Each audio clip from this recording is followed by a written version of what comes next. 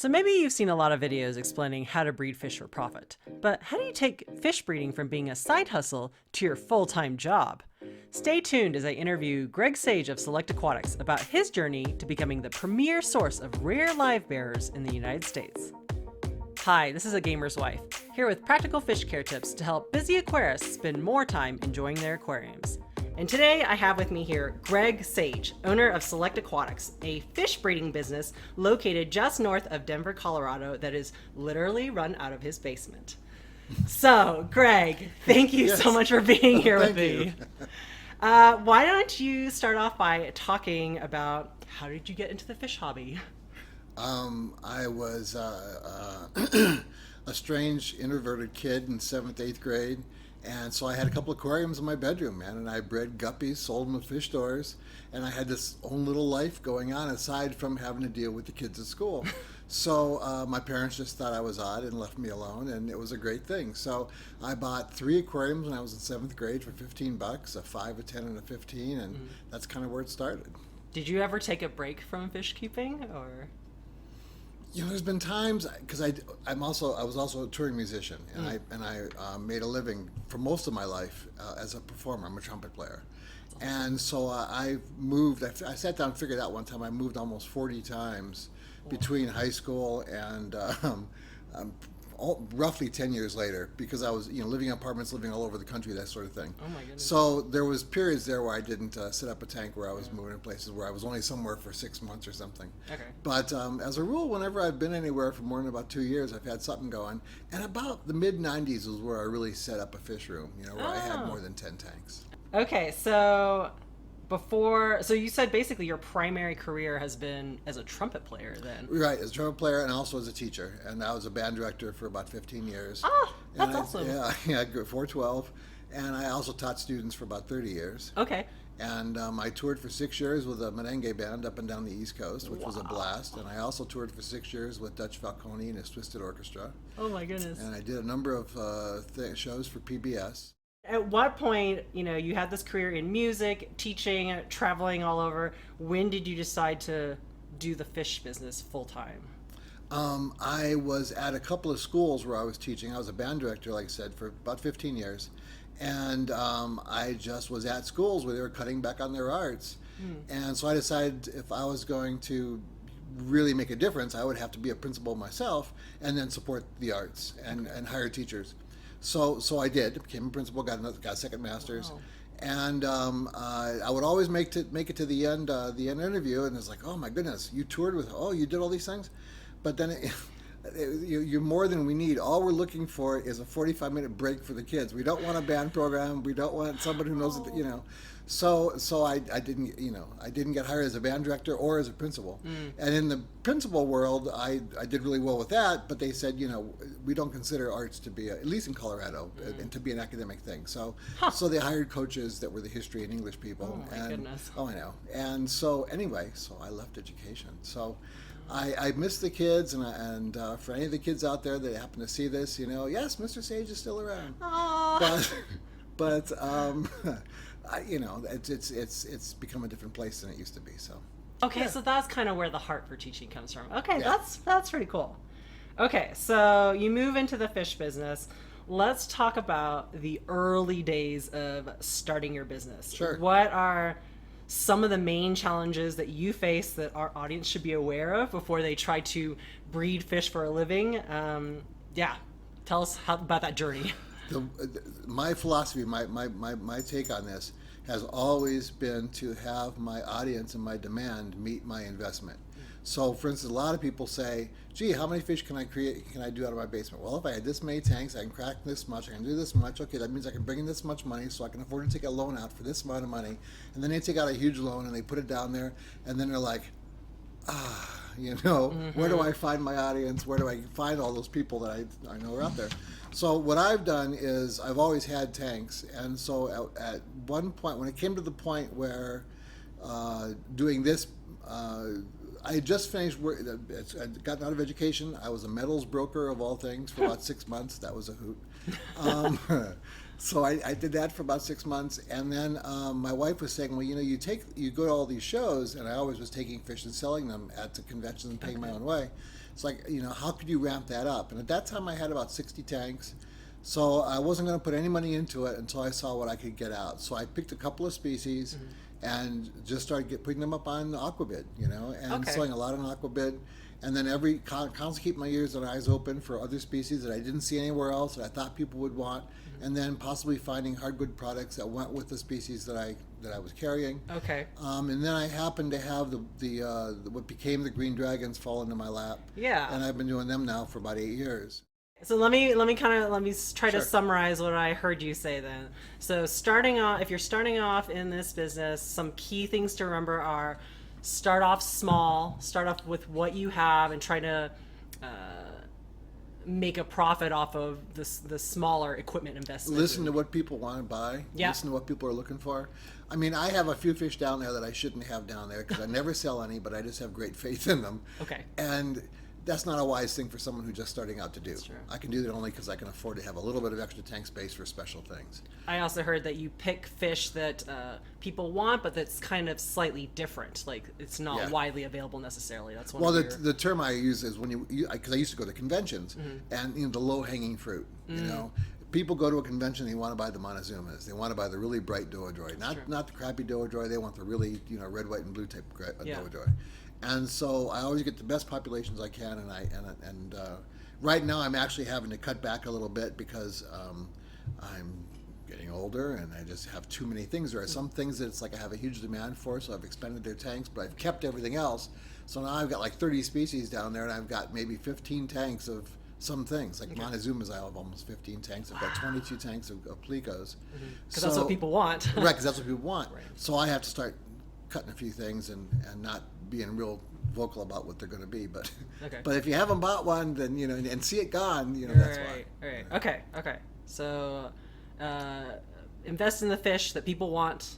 Right, and it grows. It grows. They'll come to you. It grows. You get better at something. The other thing, and the biggest thing, and 80% of what I do is I respond to every customer. I deal with everything right on. I don't let anything go by itself. I take total control over every interaction between myself and the customer. Nobody ever sits at a point going, "Gee, where's my box?" Yeah. Or, "Gee, what's?" I'm always touching base. I'm always, and I just try to respond within 24 hours so that as a customer, you always know you've got recourse. I don't bother anybody. I don't ever send spam out. I don't, but it's a case of where when you order something from me, you pretty much, I think, are clear as to how the process is going to go. And that we can work it through. Because many write to me and say, "You don't have a shopping cart at your site. How do I order from you?" And I said, "You just did. Everything's fine and dandy. It's just what you're looking for. Give me your zip code, and I'll send you a quote, and we'll get it out to you." So excellent customer service. Especially, it sounds like it's really important for online sales when you can't see the customer either. Right. And that's where normally it's really bad. Yeah, and I started this out of a run-in with a big online retailer. People have asked me to, because I've told this story before, but they've asked me who it is, and I won't say who it is, but because I don't want to have them come after me. But they're much bigger than I am. Yeah. But I bought a bunch of food. I bought like $100 worth of food, and it arrived to me, and it was gosh, it's the soft type food. Like for krill, gel food? No, like the krill type patty. Okay, yeah. And they were ting, ting, ting, hard as rocks. They had been stored poorly, and I had almost $100 worth of this stuff. It was all hard as a rock. So I was like, no problem. I understand that happens. You store it in the wrong place. It's not kept cool, whatever. So after a month of phone calling, emails, and they're promising the whole time they would take care of this, they finally just let me go, and nothing ever got resolved. So I said, at that time, I can do better than that. Yeah. So. If ever you do feel lost, your email does fall through the cracks, because I do answer now probably 30 to 40 emails a day. If you haven't heard from me in 48 hours, write again, and I'll write you back with huge apologies, and then do whatever I need to do to get it taken care of. Okay. So that actually brings up a big point. Well, actually, I had two questions that came out of that. Sure. One was, you said currently you are still the face of the company. Yes. Everything goes through you.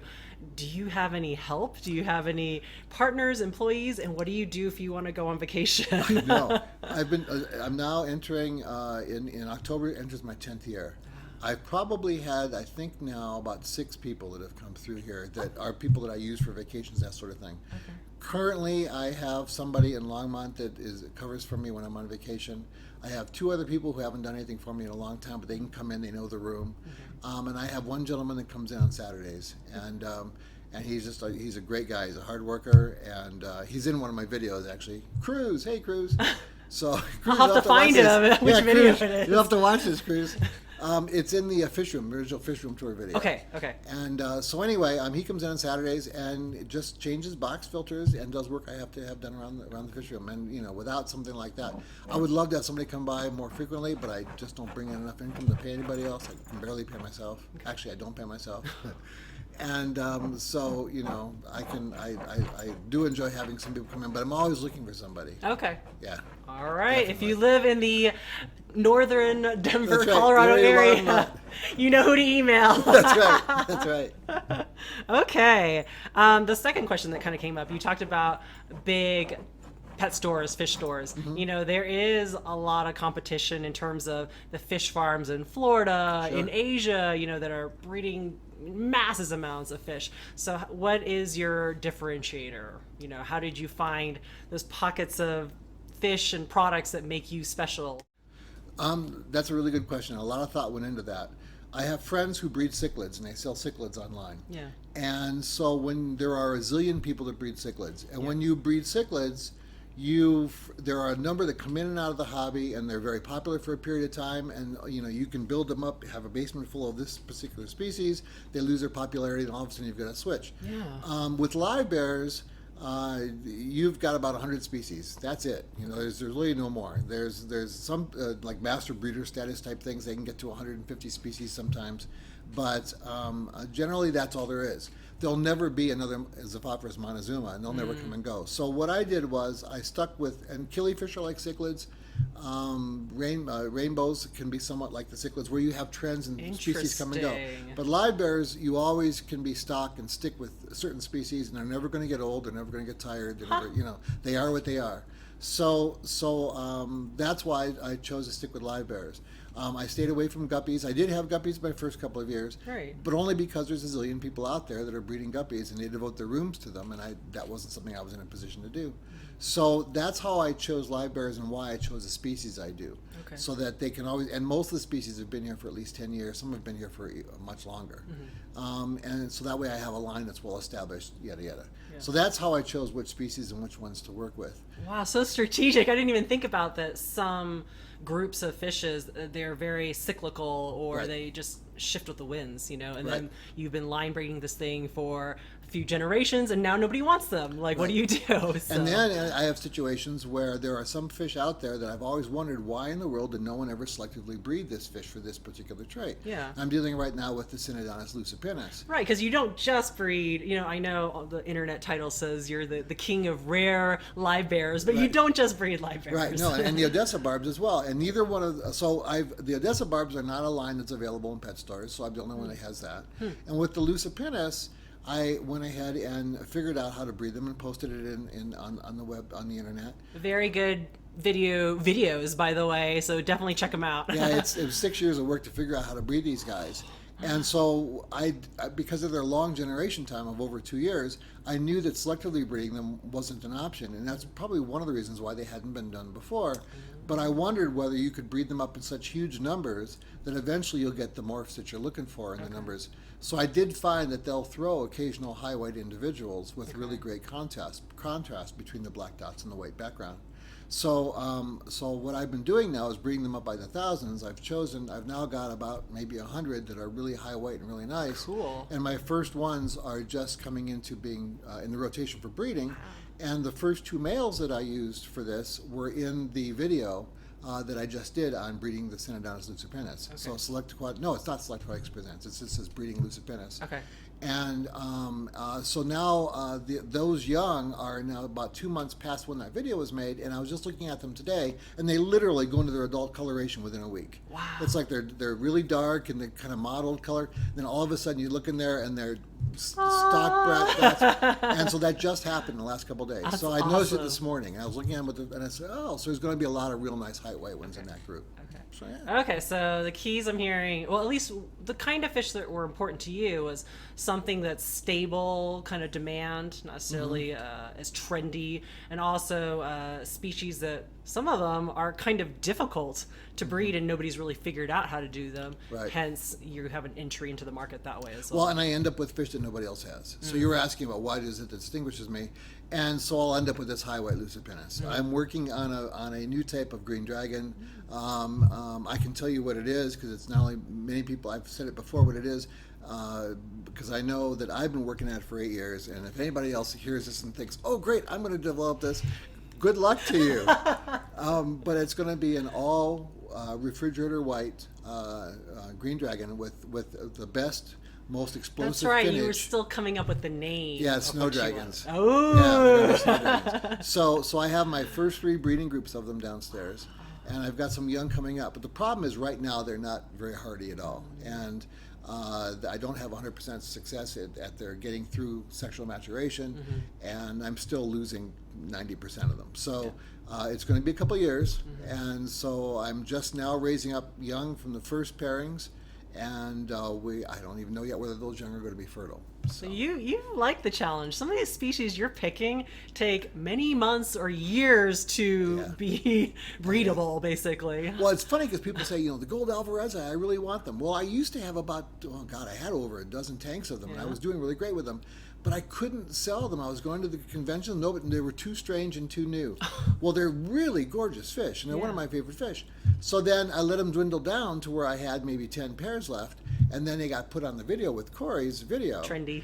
And so all of a sudden now everybody wants gold alvarez, and they can't figure out with a 30-day gestation period why I can't produce them in 6 months.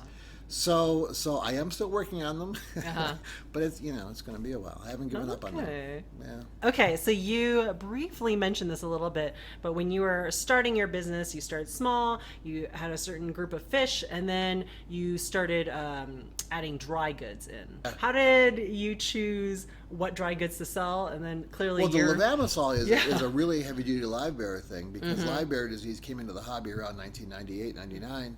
And so we used to treat it at the lab at CU once a year and do all the tanks with it just to keep it at bay. Yeah. And it's a parasite that lives on the skin of the fish. It lives off the liquids of the fish. The fish ends up just slimming down, and then the wasting live bearers away. disease. Right, live bear disease. And the levamisole does a great job of curing it. And now for the fish world, at least, not gonna get up. the YouTube community knows you as the supplier. Well, one guy wrote me not too long ago, and he said, do you realize that you can get levamisole this other place, and this guy sells it, and he's the same price or cheaper than you or whatever. So it was at that point then that I said, most people that buy this, they're trying to treat something that's going to last. It's going to be a one course of treatment, and they're probably not going to need it again within 3 years because that's how long it'll last. But maybe they will, but chances are they won't. And so they're not going to use more than 10 grams of it. So I started breaking it down, started selling it in 20-gram packages and 10-gram packages, the littler packages for less money. And I know that most other people who sell it aren't going to bother with that. Right. So I sent out 4 or 5 of those a day, and of the 10 grams, and so again the little market niche that nobody else is doing. That nobody else is doing, and so people get more for their money, and the turnover for me is higher, and then people aren't stuck with a huge packet of levamisole sitting there that isn't used. Right. Anyway. Okay. Yeah, so the PLECO caves, that was something I'd always wanted to do. I found out early on that the PLECOs wouldn't breed for me unless I had a certain type of cave. Right, you were saying they had to be able to see the closed. They couldn't see the back. They had to see the back of the cave. Right. They wouldn't go into a dark cave, and so that was the first sign.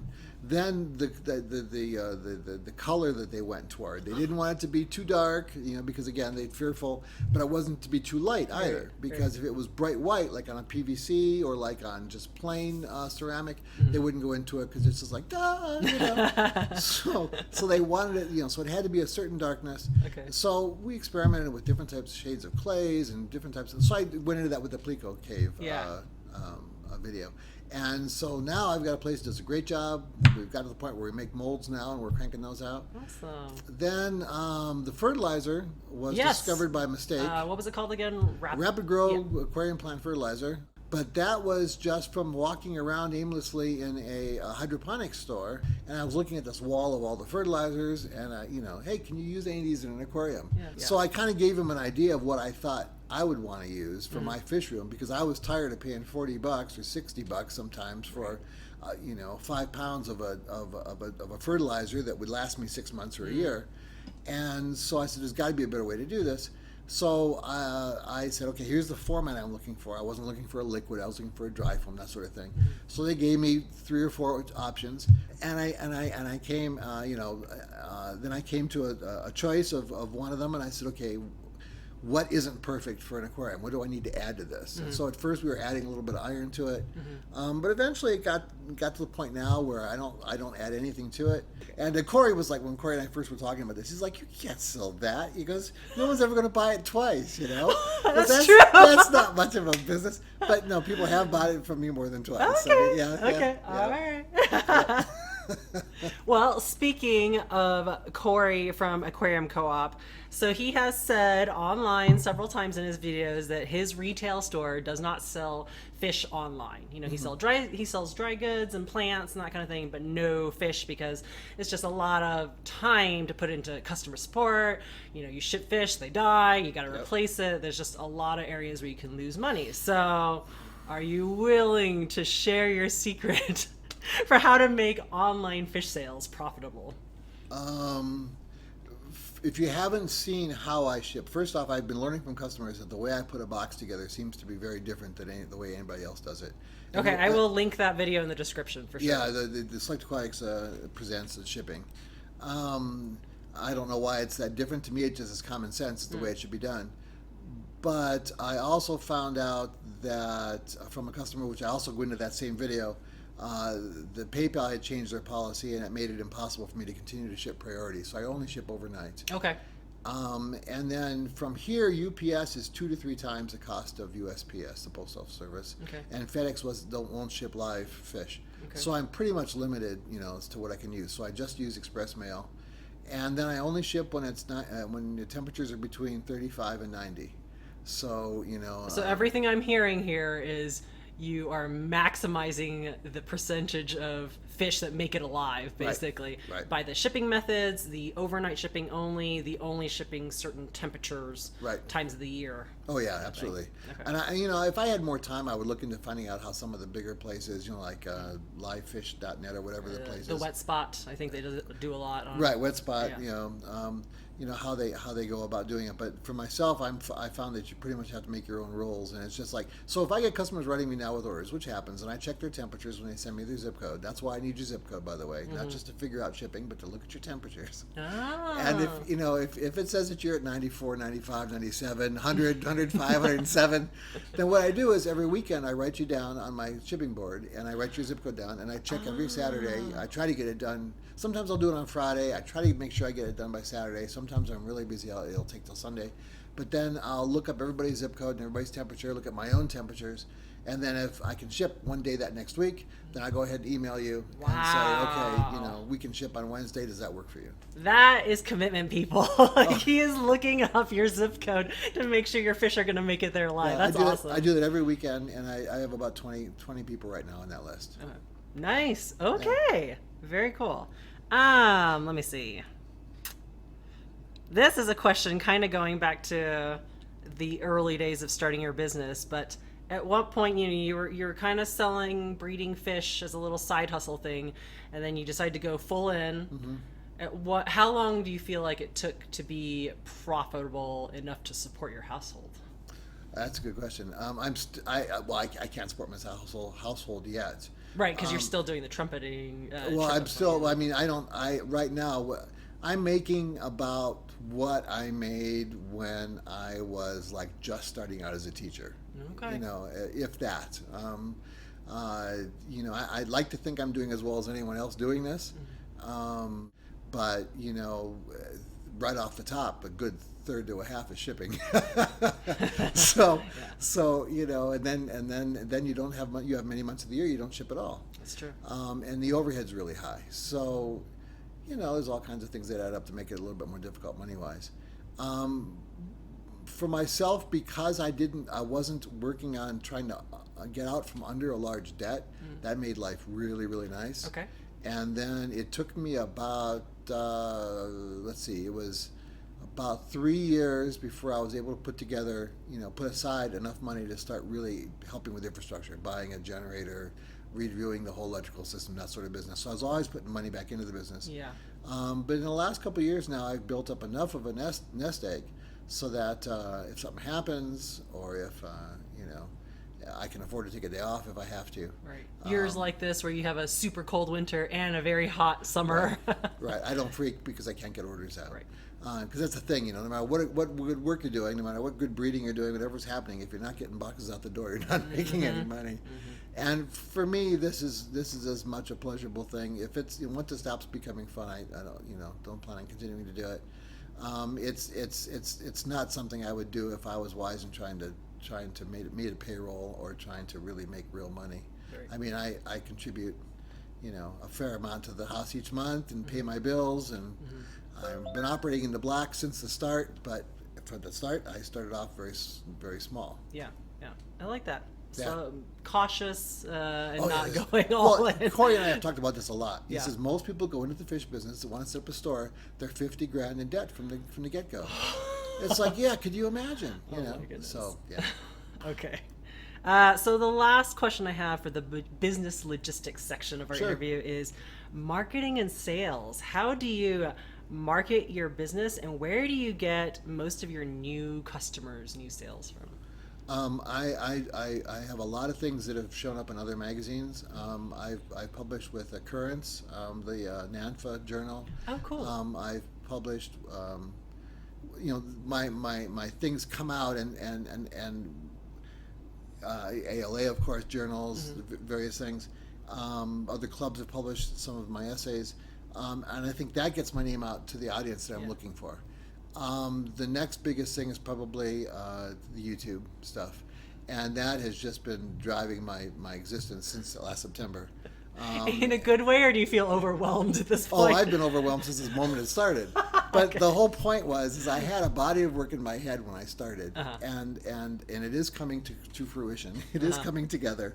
And it's I've got about another 4 to 5 videos in my head. Great. The last few, I haven't told anybody this yet, but I've been working and buying equipment and stuff that I want to do the music myself. I'll write it all, and it'll be like 8-piece with 4 screaming horns and baritones. That's so cool. Yeah, so that'd be kind of cool. So when it, like the ones on the Montezuma, the ones on the Green Dragons, the big videos I know that everybody's waiting for. Yeah. I'm gonna put some screaming horns behind Awesome. it. Yeah, so.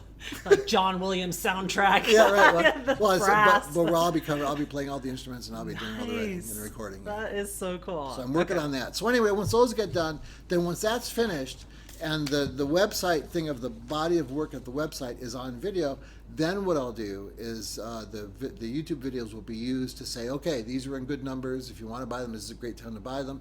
And I'll continue to do the questions that people send. Ooh, all right. Yeah.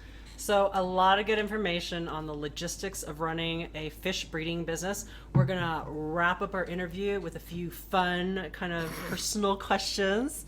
So what would you say is your favorite part of the job, and then your least favorite or hardest part of the job?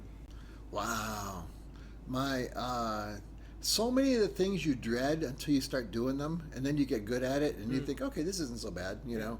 Like, you know, it's like when I've been off for a couple days because the weather's good and it's time to start shipping again, it's like, time to start shipping.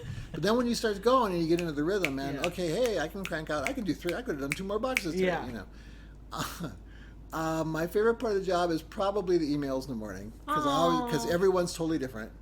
And a lot of people dread that part of the business. The customer emails. Oh no, I love that part of the business. That's great. But I've been really lucky. I had a number of people when I first started this. Oh my God, don't do this because people are awful. People are terrible. You're going to have so many run-ins with people, and they're going to be so net. Yeah. And I've been really lucky. I really haven't had anybody. Awesome. I mean, I've had a couple people that have tried to take advantage of me, And none of them have succeeded so far, and hopefully I'll be out of this before anybody finds me. I found you. Right. Okay.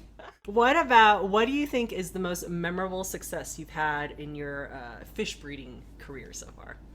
Oh, I was going to say the fish career. The fish breeding career is definitely LUCIPINNIS. Oh my God, I wished very hard for even an egg for at least over 2 years. And I finally got eggs. Like, oh my God, to get a fry, that lives, and so now I'm able to produce them, by the hundreds. So, what do you think your goals are for the future? You've kind of hinted at some of them. So, what are your goals for the future, and what do you think your plans are for the business when you retire? I would like to see some of the fish that I've developed establish themselves in the hobby. So I think green dragons, that's going to happen with. There are people who bought a number of them in their earlier generations are finding out how difficult they are to breed, how hard they are to get a good green color. I hope to establish that so when others do it in the future, they're better able to do so. Maybe establish a high white LUCIPINNIS in the hobby. Maybe get the snow dragons introduced. I've also been working on a blue cichlid for a while, but who knows what's going to happen with that. But just get those things settled and have people finally take some of these lines on and keep them going. That's going to be a big problem because, like with these Perugia I was talking about, they're the last in the world. If I get out of it, they're gone. Right. And so I really need to start attracting. I had that letter I put up at the website saying to all stores, hobbyists, universities, please, if you're looking to keep fish, keep these fish, work on these. I've had 2 people that have taken me up on it, and both of them were in Canada, and I couldn't ship to them. So there needs to be more people that say, okay, I can afford to set up 10 tanks and just do one species and make sure that it goes really great and all of that. So that's your legacy. If somebody could preserve some of these more important lines, so that all my work doesn't disappear. Yeah. I mean, it was really discouraging a few years back when I had lost one of my species here, and so I thought, well, I'll just call a few customers and get some back, and I couldn't find anybody who still had them going. Oh my. So and it wasn't because they were hard to keep or anything. It's just like, I They got some died other out. fish. We didn't breed them. Right. Yeah. Right. All right. I got some really cool fish. I decided to give them to my friend who killed them. Okay, so final question Sure. for someone who wants to make a go at breeding fish for a living, not just for profit, but for a living. What's your number one piece of advice for them? Really research both your market and how that relates to the fish you choose to keep. A lot of people come to me, I want to breed discus, or I want to breed angelfish. Yeah, discus makes lots of money. There's a reason why you don't see many people breeding discus. They're really hard to keep, they're expensive. I had a woman who bred discus who I stayed at her place for a couple days, a talk I gave, and I asked her all about it and picked her brain about it. And I said, for instance, I'm thinking of contacting all my customers a month after I send out my shipments to ask them how their fish are doing. And she looks at me like, why in the God's name would you do that, And I'm like, well, that just makes sense to me. And I said, would you do that? And she says, never. She goes, I don't dare call my customers the day after they arrive because, most people put them into the tanks and they kill them, and they're expensive. And so you look around there, and there's also lots of discus people out there. We need somebody who can breed double blacks, really good longfin double blacks, super veil blacks, angels. You don't see anybody doing that. So the people who are breeding marbles and selling them to stores, it's like, come on, you could do so much better. Yeah. You just gotta look for the market and make sure that you've got it. Go to shows, go to conventions, go to clubs. Find out how many people. I used to say the first 2 years I did 14 shows and conventions, and I used to kid that I had met at least half of the people who will ever be my audience in the United States because I travel all over the U.S. to do these things, and so. That to me in my head was about 2,000 people. So I figured I've got about 4,000 people in the U.S. that would buy from Select Aquatics. Okay. So I set up my business with that size audience in mind. Okay. And that's pretty much been about what it's worked out to. Okay. So I think that's one of the bonus tip here is something I kind of got out of what you're saying is it's all about the fish community too. Yeah. Some of these fish that you got, it was only because you knew a guy who knew a guy, and then the people that you meet and the customers that you support, it's all this.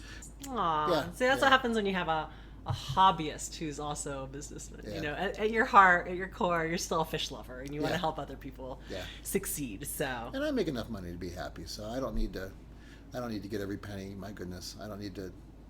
Anyway, I always send extras. I have a formula now because people begin to expect so many extras, and so if you order 4 fish, you get 1 extra. 10 fish, you get 2 extra. Yeah. Anyway. Insurance. Yeah, depending on the fish. I don't do that with sex PLECOS, for instance. But Well, thank you so much for your time, Greg. Can you Yeah. tell our viewers one more time where they can find you online and get connected and buy your fish? SelectAquatics.com. SelectAquatics.com. And on yeah. YouTube, you also have a channel. Right, and Select Aquatics, most of the videos that deal with the website is called Select Aquatics Presents. If you go to the website, there is a link on the top right of the page for Select Aquatics channel, and every video that I've done that deals with anything in the website, which is all the Select Aquatics Presents videos, is listed right there. You can click on the picture, go to the video, and that will all be kept up to date as well. And there's also sometimes, right now I don't know if there is, but future videos that I have planned as to what's coming up. Yeah, definitely check out selectaquatics.com, because when I went there, it was like an encyclopedia, a very readable encyclopedia full of information. So anything you want to know about the fish he keeps, how to take care of them, and more information beyond that, definitely check out the website. So thank you so much. Well, thank you. I'm glad you had me. Yeah, man, I love it. It was a lot of fun.